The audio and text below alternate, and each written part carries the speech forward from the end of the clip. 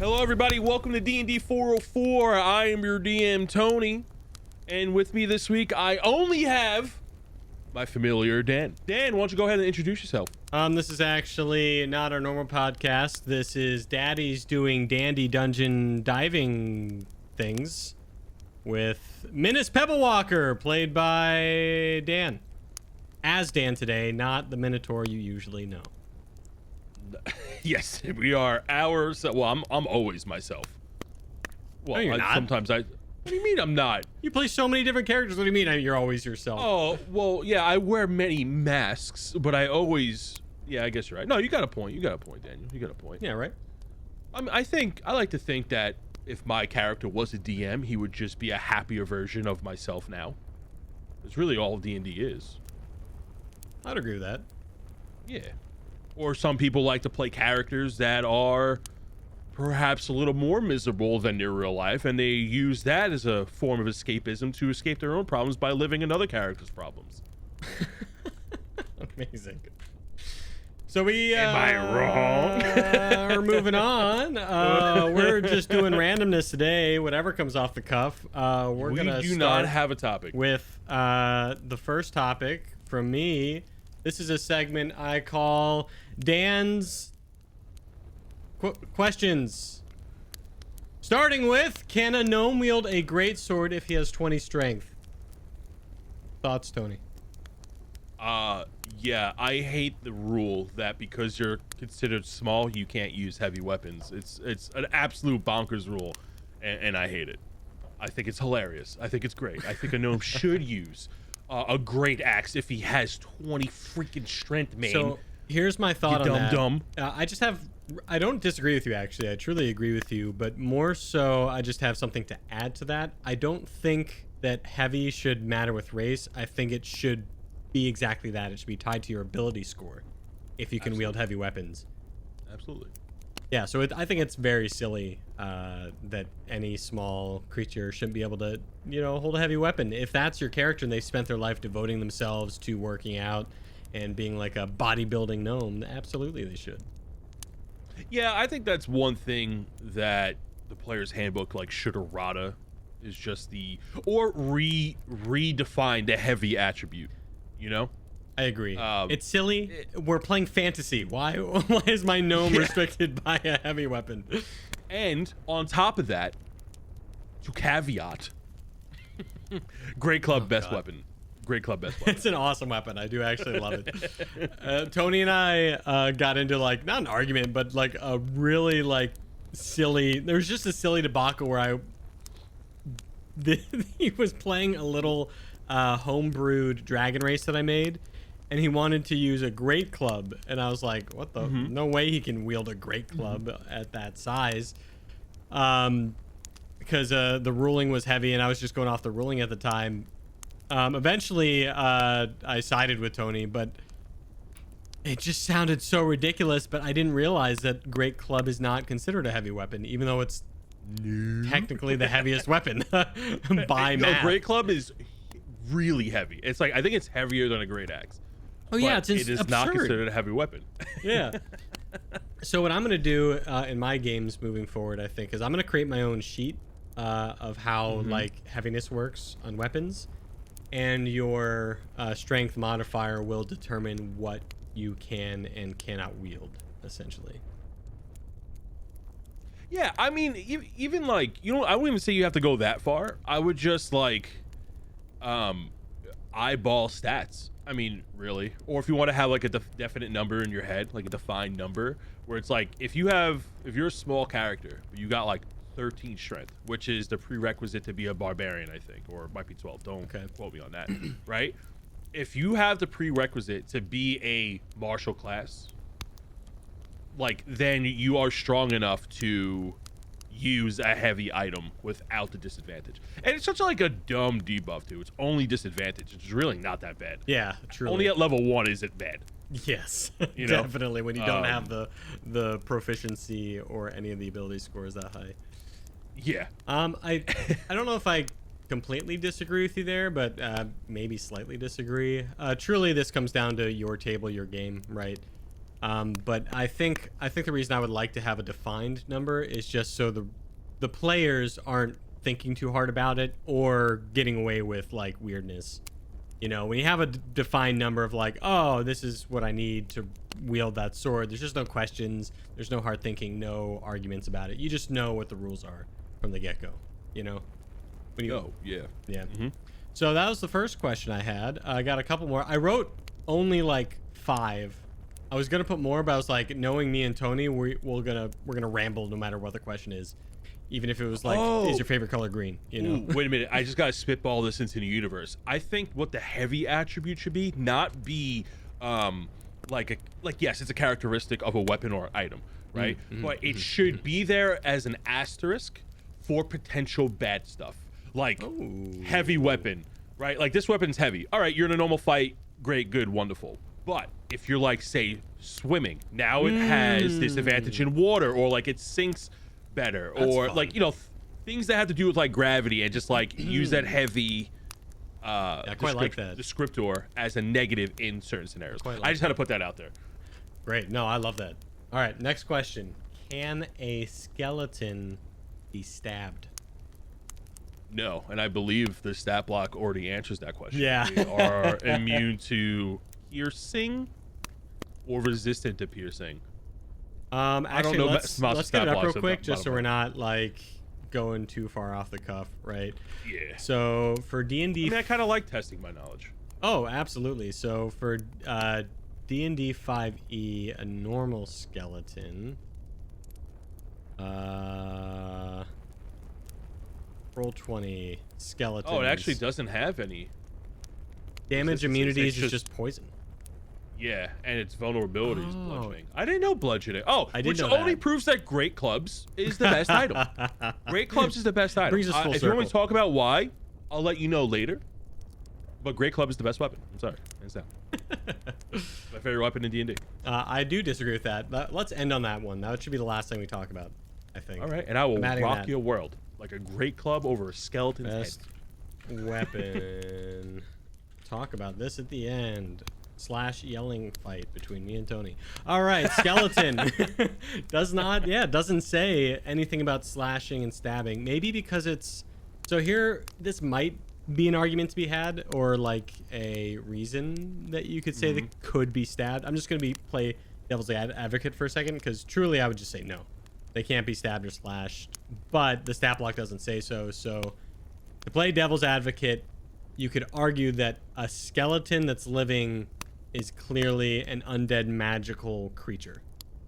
And so because it's magically risen, slashing damage to this creature would do damage because it's the magic that's holding it together, or some force or whatever that force is. Okay, so why I always thought that piercing didn't do anything to skeletons is because this is not such a far-fetched reason. It just went through the bones. You know, like it just like okay, so whenever I use a skeleton, so you guys don't really use range a lot in the campaign, so we never came across to it, and nobody uses arrows. No, we would use range, but you don't do scenarios where range would be amazing. What are you talking this is about? True. I'm much more upfront as a DM. I like giant monsters putting it in your face. Yeah. But I did give you skeletons at one point, and you guys actually just ran from them a couple times. But when I played as a young lad, in the cave where you met the giant snake, water skeletons came out. Oh, true. And then you turned around, which was the correct answer to that scenario. True. I remember But if the three of you together, I feel like you guys would have fight. But I digress. When I played, because my first character was a ranger. That's right. His name is Elu Thingle. And when I had to fight skeletons, I always took out my bow at first, and they were like, yeah, you're going to take like a -10 to hit because you're trying to hit bone with an arrow, and they're just skeletons, so it's going to go through them. And that's kind of always just carried over as like a flavor sense. So like I would always run that as flavoring in any session, even though the stat block doesn't say it. It just kind of, I would give disadvantage on arrow rolls. Oh yeah, that's interesting. That's some fun stuff. I feel like there are so many fun things you could do with skeletons as you're in your own campaign for flavor. Because truly, the way skeletons written in D&D, Wizards of the Coast, don't come at me. is not very well written. I mean, just bludgeoning vulnerability I think is good, but the rest is kind of like this... I think it's just because it's a low level monster that they don't bog it down. Maybe it should be a higher level monster. I don't know. Maybe that's just a video game trope that they wrote. They have it, man. I got monster books. I got campaign books that makes like a skeleton level 9, man. Oh, I believe that. Challenge rating 9, and it's just like, it's just there. Here's a fun question: can you swim inside of a water elemental? Yes. Is that it? Just yes? Yeah. Why not? No elaboration. No, I agree with you. I think that's hysterical, but it depends how big it is. I think you would have to do some sort of crazy dexterity check because truly the water elemental can control the water inside of it, right? I'm pretty sure there's like a whole ruling on that on the stat block. It's like how they want to get out water elemental. Is it really? Yeah, it's a whole thing. Whelm. Yeah. So each creature in the elemental space must make a DC 15 saving throw. On failure, takes 13 points of damage on average. Oh, bludgeoning damage. Or it is grappled. A DC 14 to escape until it's grappled and is restrained and cannot breathe unless it can breathe water. Oh, so you're literally swimming in it by the... Yeah. Oh. So that I found that and it's a large question creature, on Reddit. I didn't know anything about the stat block, but I just threw it in. But Redditor, I don't even remember who wrote it. I'll give him credit in a sec after Tony's answering shit. Redditor, you have been bested by the actual stat block. Go read the stat block. Yeah, it's like right there. Although the damage is considered bludgeoning for some reason. Oh, wait, interesting. at the end of the start of the turn. Is it like because it's water pressure? Not sure why that's bludgeoning, but you know. I don't know what else it would be. So the damage it's inflicting to you is indeed bludgeoning, but you are still considered holding your breath. But that's not what's hurting you. It's the water elemental just like bullying you inside of it. Oh yeah. So that was from Shaky Jumper on Reddit. There you go. All right, there you go. Yeah, there you go. Yeah, one more question, and then we'll move on to a different segment. All right, what happens if a halfling shape changes into a purple worm, swallows an ogre whole, then turns back into a halfling? A really weird food porno. No, like a foodie porno. No, the weirdest mukbang you ever whatever saw. it ate, which whatever it ate would also transform to accommodate. I would probably flavor it as he has a really weird tummy ache. Right. You know, like have to put something there, but magically whatever you eaten like just kind of transforms with the stomach and realigns. That's how I would rule it. Cool. I don't really have much of an answer for that because I've never DM'd a purple worm. I know that's one of the like famous ones, right? Like a famous monster is a purple worm. Yeah, like, it's right on the DM screen. It's so common, and I think it's a go-to for not kobolds, gnolls. They worship one of the giant monsters they worship is a giant purple worm, essentially. Yeah. I think in NADPOD they did that, didn't they? It was a gnoll and a purple worm. Oh, I could be ripping it entirely from that, but that makes sense. Yeah. Truly, I can't remember. That was ages ago. I listen, I have nothing bad to say about NADPOD, but I do have feelings on NADPOD, on how he runs his campaign, which is fun, which is great. No, nothing negative. I got lots of negative things, actually. Murph, I got a problem with, nah. It was his first campaign. Leave him alone. Leave him alone. This is our first campaign. But I've been playing for years. For years. So that was from Rev.Jess. That question. Founded on Morris Unofficial Tabletop RPG News. That was my segment. I have another segment, unless you want to go. If you got, you want to do like D&D. I think you wanted to talk about D&D hot takes or something, or. Oh, I don't want to do hot takes.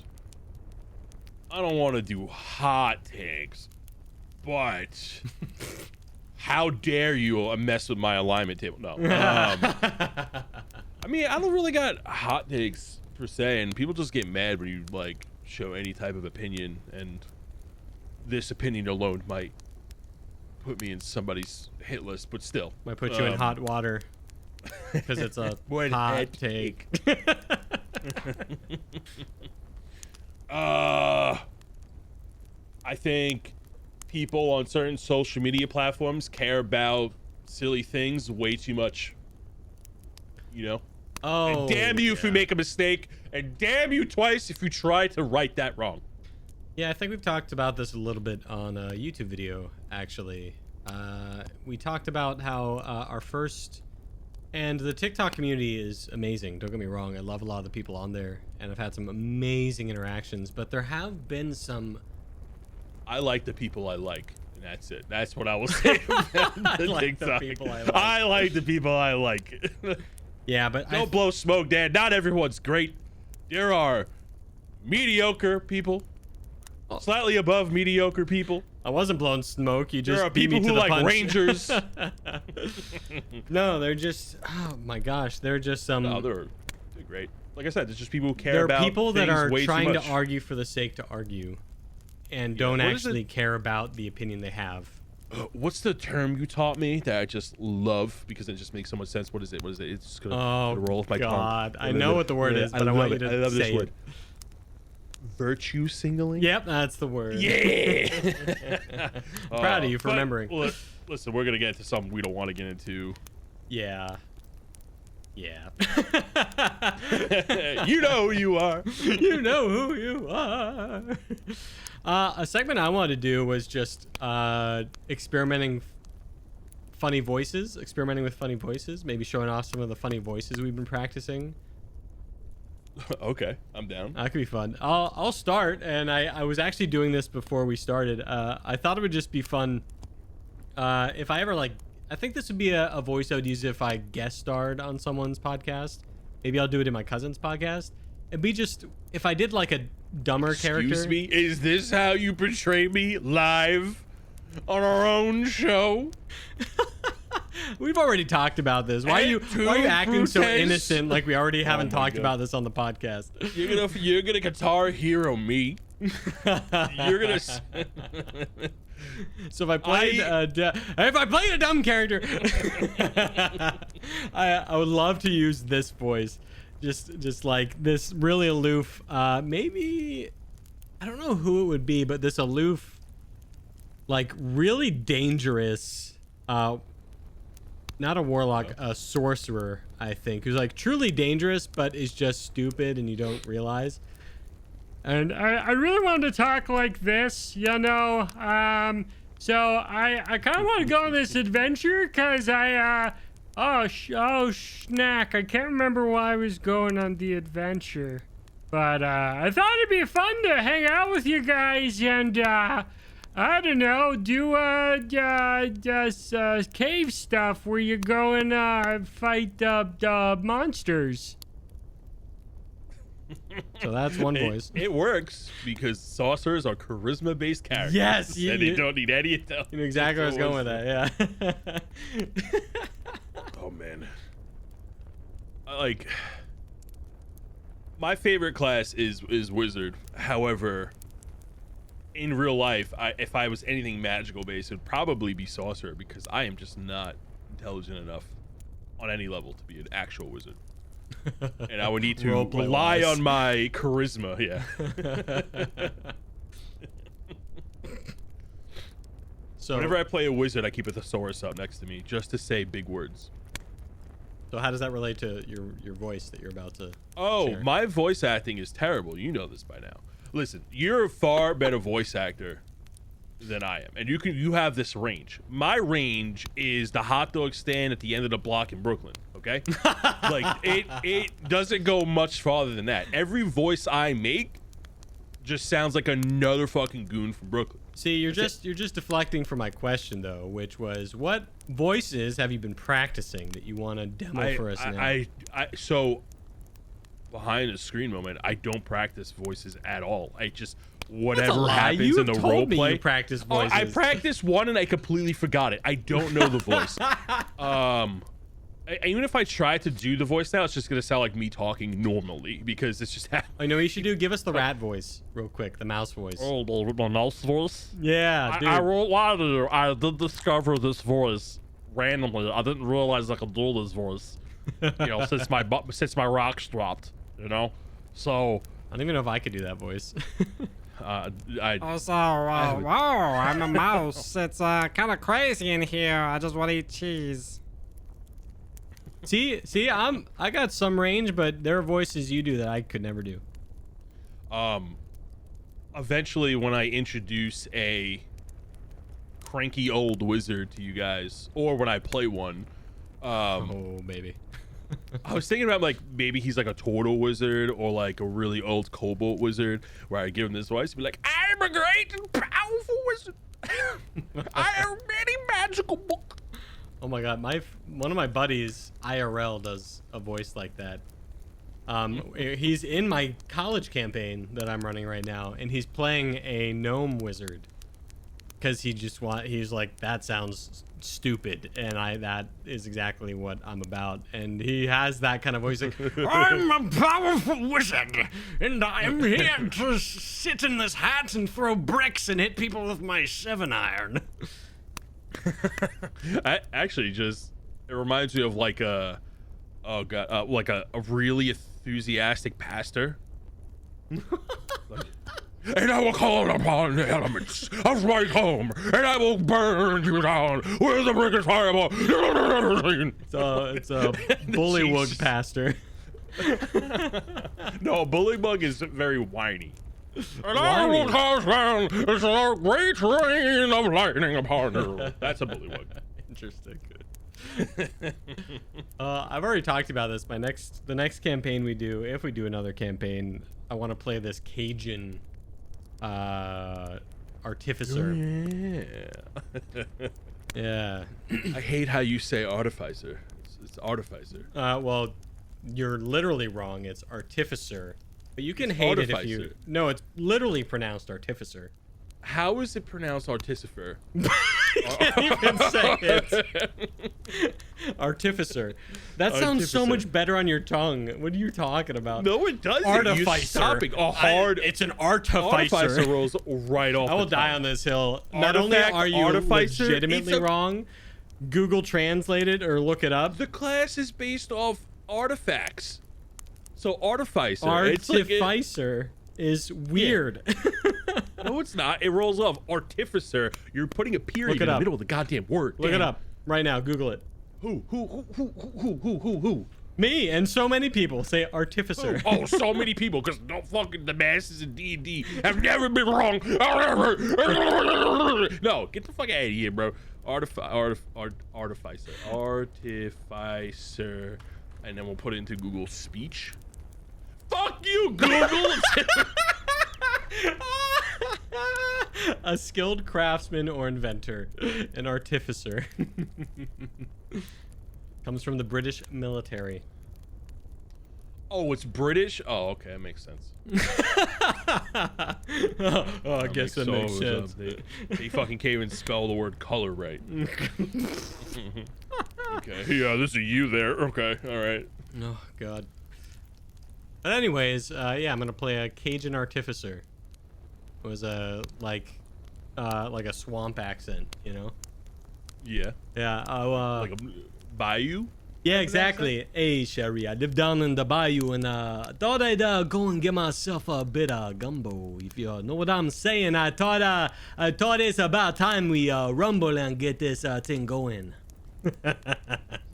I love that voice. I cannot do a voice like that. I cannot do a voice like that. Well, that's an accent. That's not as much of a voice as an accent, right?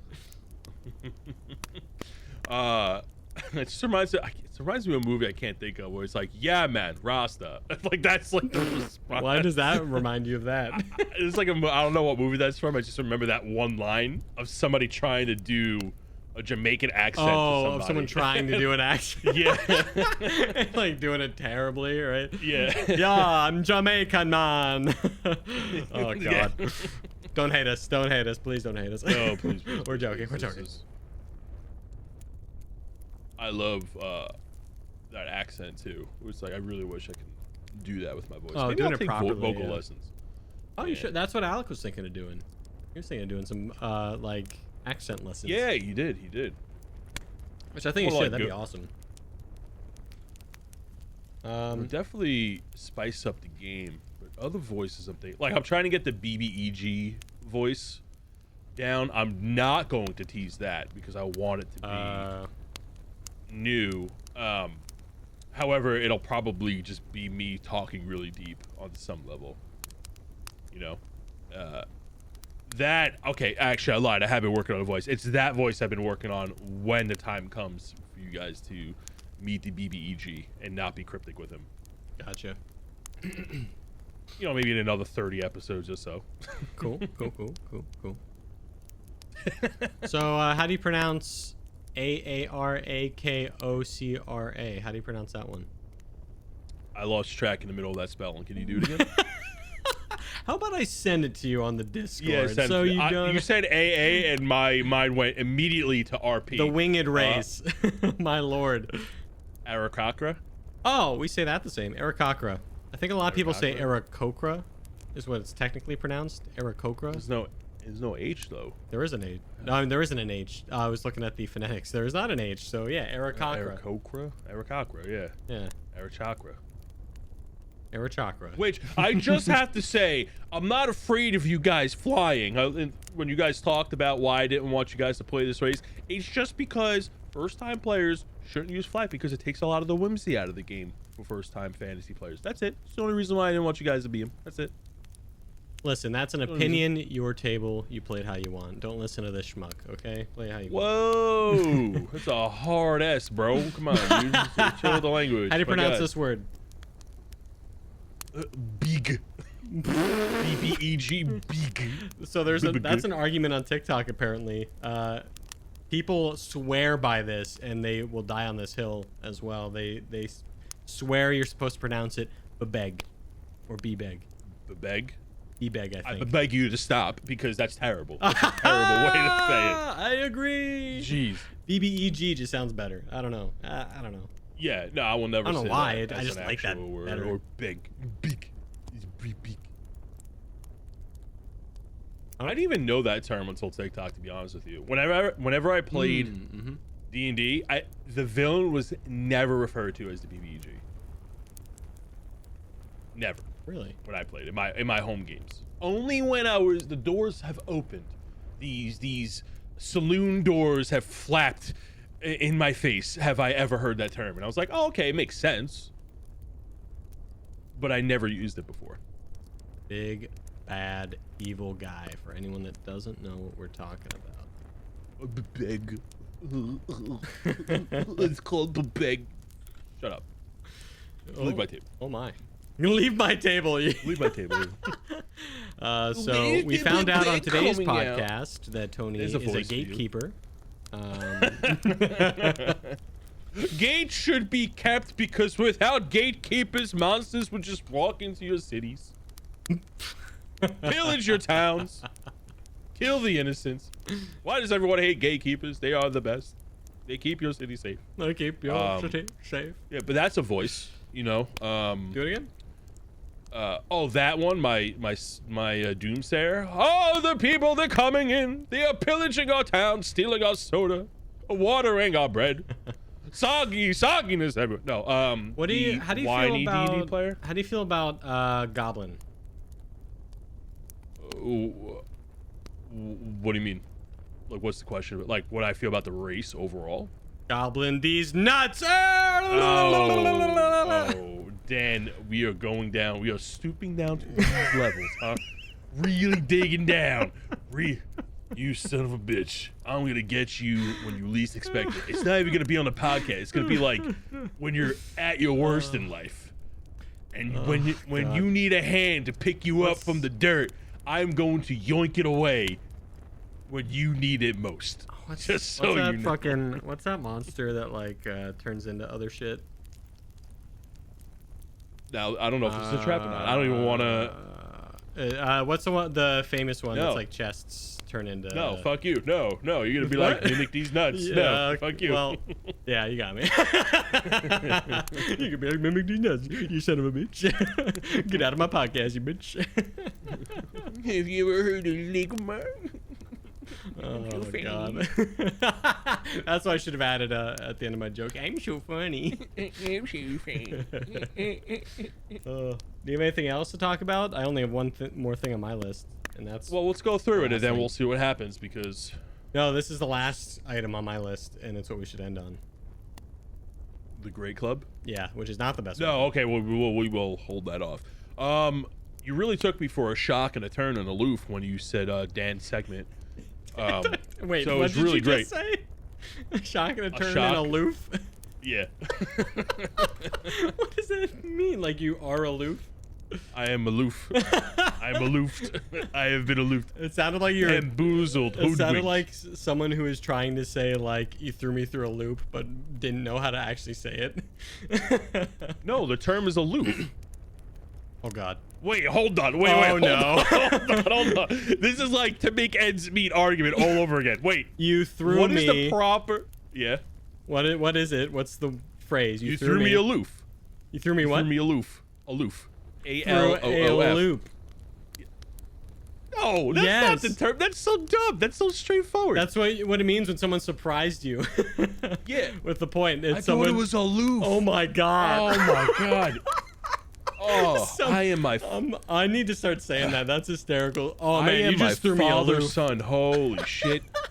Oh Did your my dad God. say that? Is that what he used to say? Yeah, just like to make ends meet because he was a butcher, and I thought to make ends meet was like M-E-A-T. So he's like, "Oh, I'm going to work every day. I'm making ends meet," and he was a butcher, so we all thought it was meat. Like sausage links, right? yeah, like steak and stuff. Yeah, To make no ends idea. And meet. then this bubble was popped like what 2 weeks ago. And this one Oh my today God. on the podcast. What else? What else do I say that's just like wrong? Let's just read out idioms for Tony real quick. This is No, please, I can't. My heart can't take it. My weak, feeble heart will. Oh gosh. If it's like someone's turn to go, what's the idiom for that? That's related to sports. Like, You ask me about sports, bud? Come on, you gotta give me a break. You gotta give me an easier one than that. Somebody's turn to go. I don't know. Yeah. What's the term? the ball. The ball's in your court. Yep, there you go. See, we got that one. That's great. Yeah, that's obvious. Psh. Yep. That's obvious. Wasn't even worried. It's the best thing since. Sliced bread. Yeah. Okay. Okay. Yeah, that's Once in a. while. No, when you do things rarely, you're like, oh, once in a While. blue moon, my lord. Oh. Okay, I know. Okay, While. Wow. Let's do once in a while. What? Oh my god. How is this D&D related? Oh. How is this When you're D&D trying to related? not take it too seriously, you take it with a. Tylenol. I don't know. Take this it with one. take this with a blank. What I'm about to say. Grain of salt. Yeah, apparently. So that I say with a grain of salt, but a lot of other people say take it with a pinch of salt. That's dumb. I also think that's the dumb. most Midwestern thing I've ever heard in my life. No. Right? Take it with No, a no pinch way. of salt. No, grain of salt. Yes. Because that's tinier. A little pinch of salt. Got to throw it on my left shoulder. Supernatural. Superstitious, I mean. As right as when something's perfect. It's as right as. Right? Oh my lord. This is. I don't know I this thought one. this was an easy one. It's as right as. How perfect is it? It's as right as what? Don't know what you're It's trying to become a say, game Daniel. show. It's as right as rain. As right as rain. Have you never heard that one? Never heard that What? in my life. No. Really? No. That astonishes me. Anyways, we should move on. This is Yeah, too much. it's not yeah. D&D related at all. Yeah. I think we should just get to our final topic, unless you got something. No, I wanted to share my intro to D&D, Daniel, because people don't know how I got into Dungeons and Dragons. And this is something I thought we were gonna start on, and then you hit me with the Dan's Dapper segment. Yeah. DDS. Nailed it. I think that's exactly what I said. The DD. Take it away, Tony.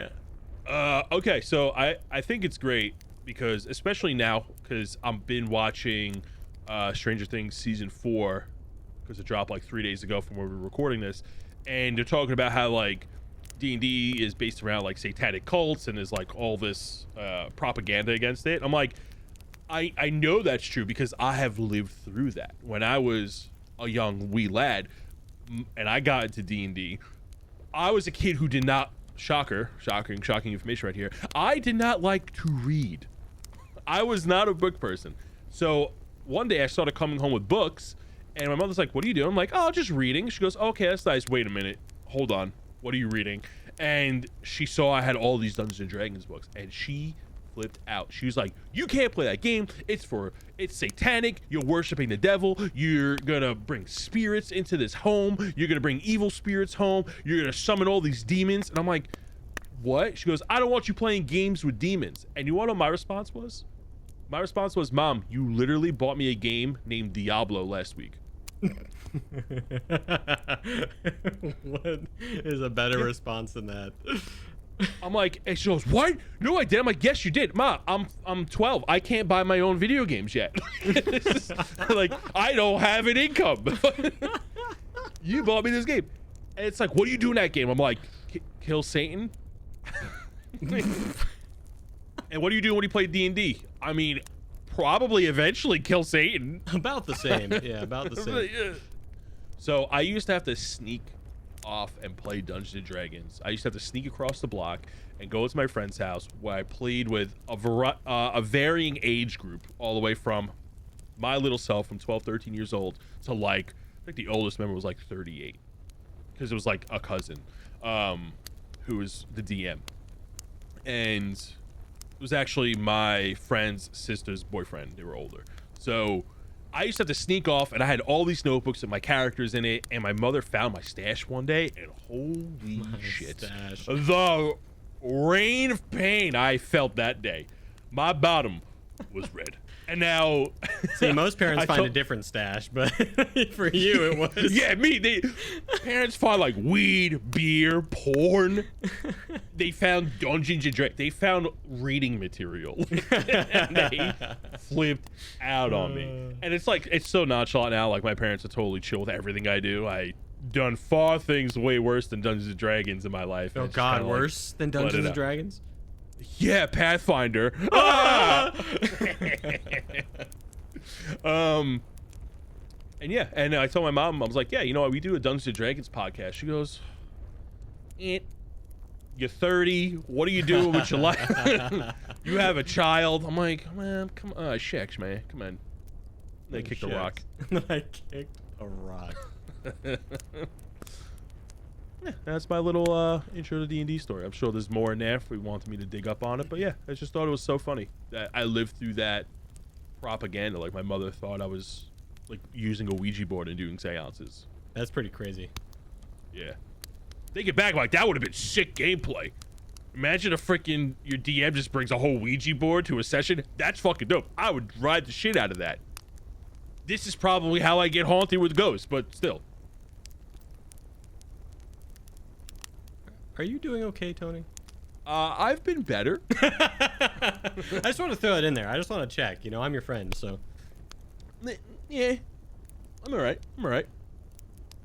I came back from Disney, so you know, happiest place on earth. Back from Disney, yeah. Yep. No Dungeons and Dragons in Disney, so there's that. Is that good or bad?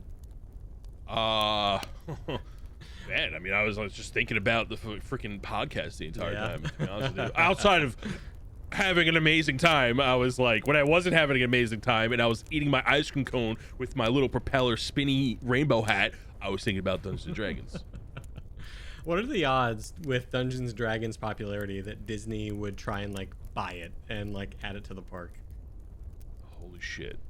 That would be... they don't need to buy it. It's open source. That's true. Yeah, that's actually true. There you go. Right in Hollywood Studios, Disney. You got this whole thing. There is a D&D right there for the movie taking. coming out soon. There is. And it will never... I don't think it'll live up to its first one. Because the first one was just so good. Mm-hmm. I haven't even watched it. Oh, it is amazing. It is a full chef's kiss. One of the best B-rated movies you ever watched, Dan. I'm sure. Mm-hmm. All right. This, unfortunately, has to come to a very heated discussion now. Why great clubs are great. I don't think it's the best weapon in the game, if that's what you're It saying. is... First of all, it's definitely the best starter weapon. I could agree with that. Yeah. Although it's deceiving on why it wouldn't be, because it only does 1d8 damage. But what makes the great club great is the damage property type. It is bludgeoning, and it is not considered heavy, and a persuasive enough player can convince the DM to wield two great clubs. All right, if they're audience, strong enough. take a guess real quick. We're gonna don't look at your book, okay? Don't look at your book. We're gonna give you 3 seconds. Guess how much you think a great club weighs. Okay, you've guessed. That is wrong, or maybe you got it right. Tony, tell them how much it weighs. 10 pounds. 10 it weighs a freaking pounds. whopping 10 pounds. No, it's 8 pounds. No, it's 10. It is 10 No, pounds. Yeah. it's 10 pounds. I went to look at the screen to double check, and I was like, wait, 8? And I was like, oh no, that's the bludgeoning damage. We were right. Yeah. Yeah, 10 pounds. And a great axe is 7 pounds. But a great club is not a heavy weapon. Let's just like is it a great hammer? What's like a maul? Yeah, maul. That's 10 pounds. Hammer. So a maul. 3 pounds. Oh, it's considered adventuring gear. A pike is the heaviest weapon though, at 18 pounds. That makes sense because a pike is more of like a lance, Yeah. What do you think is the lightest weapon in the game? a dart. Yeah, correct. Quarter of a pound. Quarter of a pound. Mountaintop. Fucking. I guess technically the sling, it doesn't even list weight. It doesn't even have a weight. It's 0. And technically no, because like a net is heavy as well. But no, a net has 3 pounds. I was looking at the damage. Yep. Yeah. I guess technically the sling, but I would say dart as well. The reason why great clubs are great, and then if you just go further down, like mauls and morning stars and all that, it's the bludgeoning type damage is just amazing in D&D. A lot of things are weak to it. A lot of things. It gets around armor, Right. even like plate armor weapons, and the feats that you get with it. The Crusher feat is so good. It's Like pretty if good you're a level 1 character and you have the Crusher feat because you chose a race that feat. Variant lets you get a human, feat. of course. A variant human, yeah, dude, you're just bullying. You're bullying everybody. You're just constantly pushing them away and just mauling them down and just knocking them over. It's fantastic, and it gives you a stat increase. And there's so many things that benefit bludgeoning in D&D that makes the Great Club like the best item in the game. Yeah, there are weapons in the game that have like really cool superpowers. Sure, if you want to be unimaginative. We're talking about But, like the regular ass weapons that don't have magic and stuff. Yeah. My It's Great Club. favorite is not the Great Club. I think the best in the game is the double-bladed scimitar. You Darth Maul, son of a bitch. Absolutely. Double-bladed. So Was it, how you word it? Was it double-sided scimitar? double-bladed. It's a double-bladed scimitar. It's basically a bow staff with 2 scimitars at the end is what it is. You can connect it and disconnect it. Yeah. It's also extremely expensive. Yes, 100 gold pieces. 100 gold pieces. For the double-bladed scimitar. So this is from Eberron, and it's very quickly become a normal. It's not. I think if they do a new iteration of the rule book, it'll be in a new rule book. But if you go by the standard player's handbook. It's not going to be in like there because it came after an Eberron. But it does 2d4 slashing damage, which isn't great. But as a bonus attack, you can do 1d4 slashing damage, and that's dexterity modifier.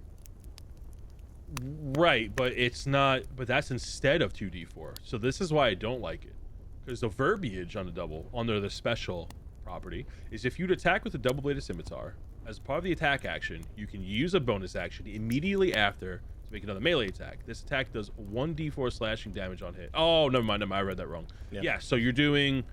So let's compare it to the Great Club, for example. So you're doing 1d8 plus your modifier for the Great Club, right?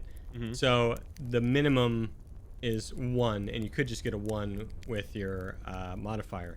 Now with a double-bladed scimitar, you are doing a d4, another d4, and then another d4, so you're automatically getting 3 damage no matter what. On top of that, you get 2 damage rolls because this isn't 2-weapon fighting, so you get to add your ability modifier to the second attack. And that is what's crazy about the double-bladed scimitar. So if you're going off of, again, there are so many ways to put this, but if we're going off of base, like averages and damage, I would say the double-bladed scimitar is the best weapon in the game in that respect. But I do love your points on like bludgeoning, right? Because bludgeoning is just amazing in D&D, and I think it gets overshadowed a bit by a lot of things. Yeah, because Cool Guy with Club isn't a hot hit TV show, Daniel. Right. Cool Guy with Swords is a great hot TV show. Like, I always like to choose like non-mainstream weapons whenever I make characters. This is obvious now, right? Like one of my favorite characters is an Indiana Jones character I made a long time ago, and I used to use a gun and a whip. And people sleep on the whip, man. Whip's awesome. People sleep on the whip.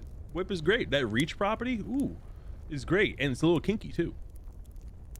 I actually have a friend who wanted to use a whip as a monk, oddly enough. And I kind of homebrewed a whip feat for them, because there isn't like a good whip feat in D&D. Oh, you're homebrewing feats? Oh, absolutely. Like okay, maybe in little Space of Daniel land we can get them homebrew everything, but down here, real hard D&D, bro. In hard D&D. Real How many hard times in our Dungeons and podcast Dragons. have you been like, this is a homebrew thing that we do?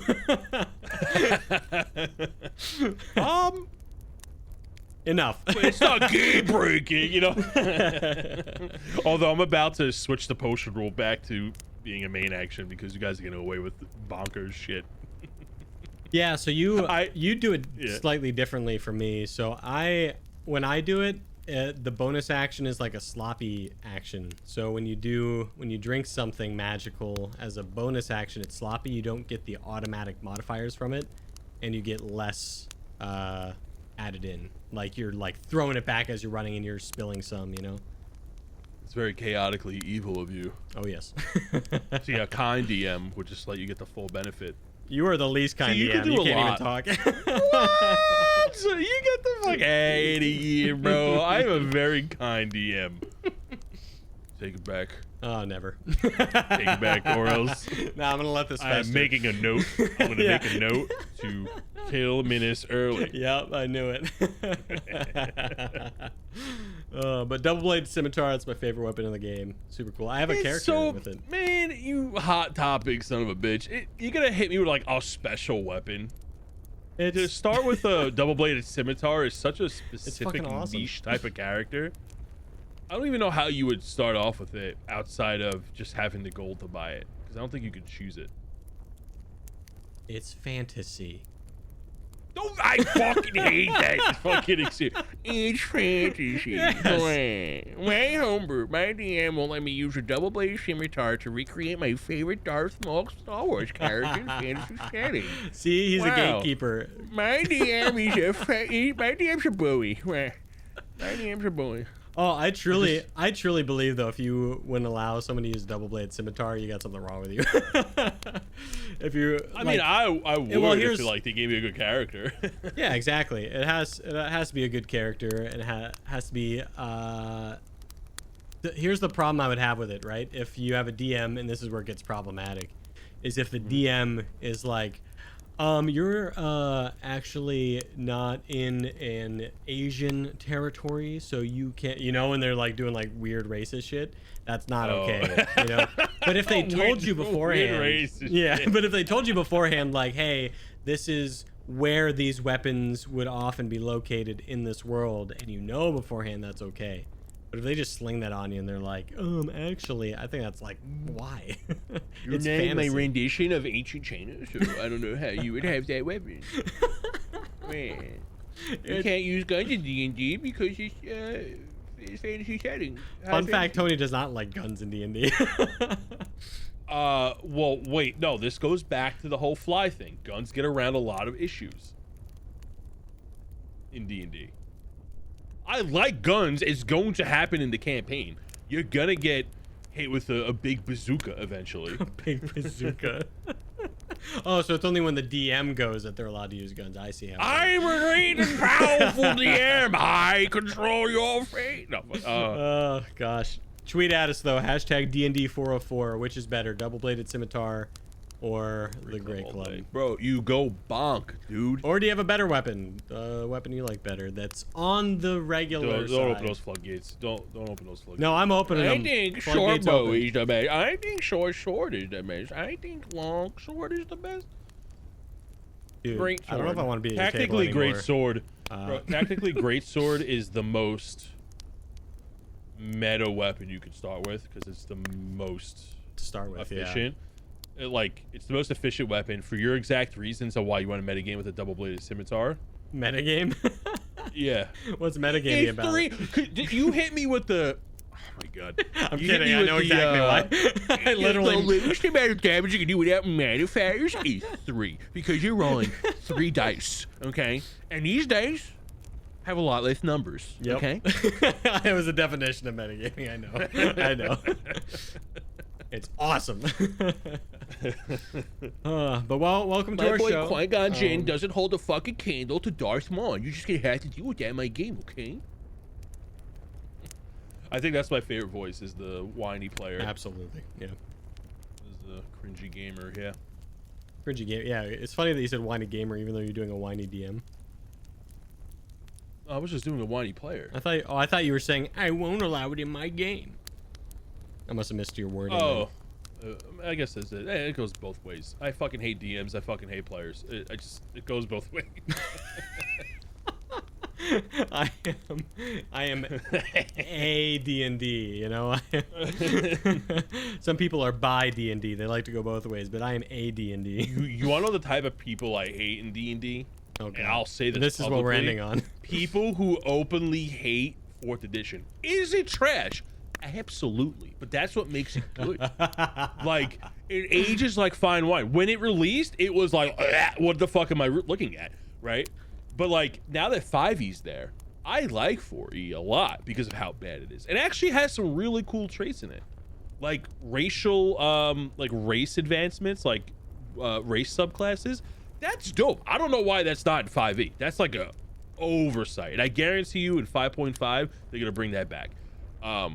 And like the biggest tip off that I can do, I've said it to Dan a million times, Dragonborns at level 10 in 4e get wings. It's like a sub race. Oh yeah. And they have like a book of just sub races. They're probably gonna do that in 5e. That's my prediction for the new not in my world. 2024. Not in my world. Dragonborns aren't real dragons. No. They don't get wings. You don't even have tails. How dare you? How fucking dare you? They're just big geckos. Cut it out.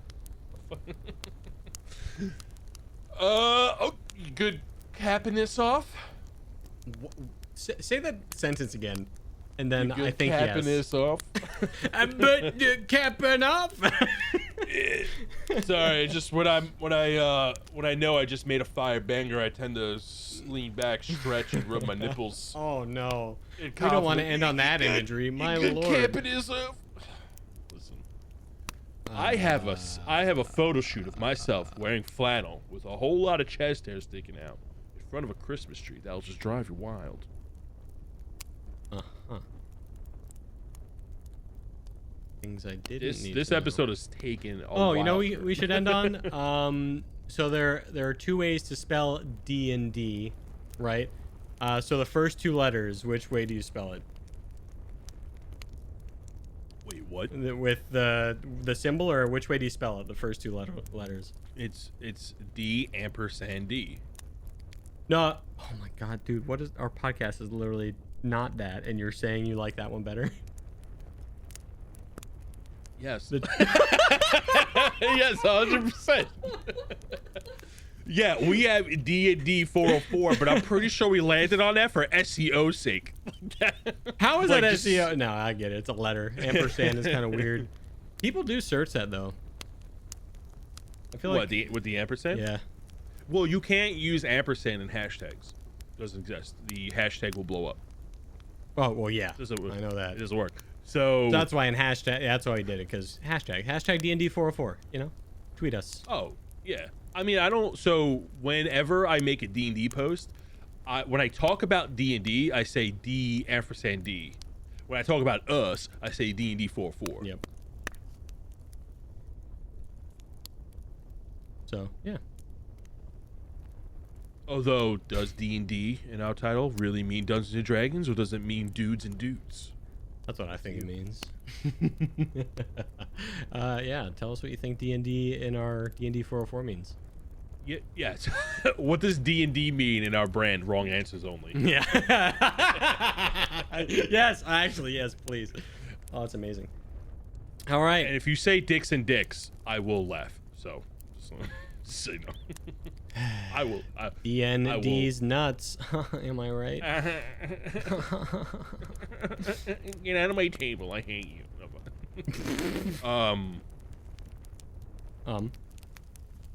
That's great. I way had to a end brain our fart. I podcast. told it, bro. It's been so long. I don't even know how to end an episode now.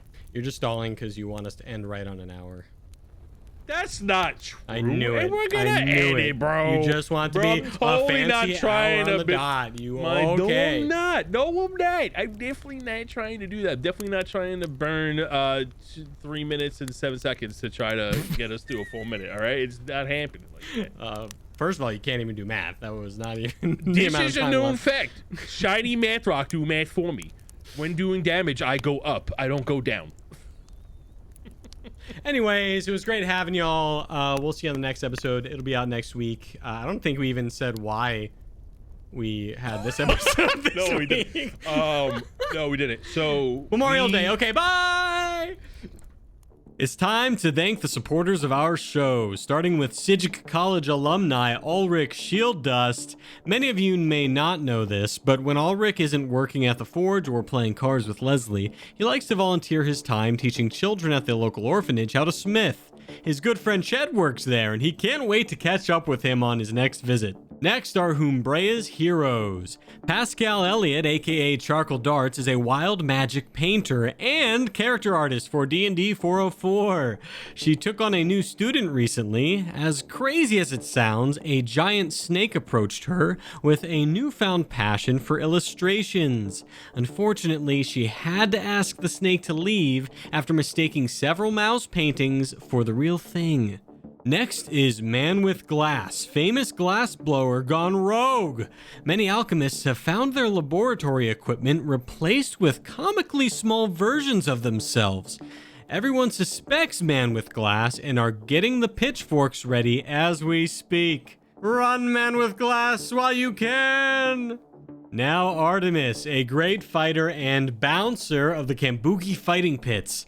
Artemis is used to getting rough, but nothing could prepare them for their recent predicament. A man by the name of Jake from Land Garden bored Artemis nearly to death with what could only be false tales of a Goliath, tiny minotaur, and a tiefling dropping him into a magical well after roughing up some jackal wares. Have you heard of Joshua Weaver, famous bag weaver of Humbrea? I heard Josh wove a bag so huge and so beautiful that Lord Baron himself requested an audience to congratulate him. That, or he was imprisoned for using up all the wool north of the border to make that bag. I can't remember. On to Alex Judge Dredd. They are a legendary wizard with an appetite for justice and a bit of a temper. When questioned about their recent vigilante excursion, Alex told the guard, "That horse rider was going 8 miles per hour in the carriage pool lane. They deserved no less than the cone of cold I gave them." Ooh, yikes. Anyways, thank you again for all the love and support from our patrons. If you would like to hear your name here, you can subscribe to us on patreon.com/DND404. Tier 3 and up will be featured in this segment every month. But have a good week, and we will see you next Tuesday. Bye.